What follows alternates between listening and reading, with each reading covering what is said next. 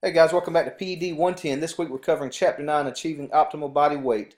It's really important when we're talking about body weight that you don't get so caught up in what the scale says, because the scale can sometimes be misleading in terms of how much you actually weigh. So it's important to understand your body composition as well when we're referring to optimal body weight, and how much of that weight is fat versus lean tissue. And we talked about that in a previous chapter with body composition.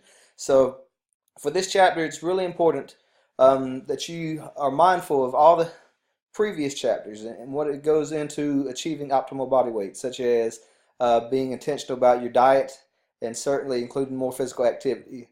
That's really the one way to control body weight. And there's one rule of thumb, really, and that's all about calories in versus calories burned. And if you take more calories in than what you burn, naturally you're going to gain weight. And if you're burning more calories than what you take in, you're going to lose weight.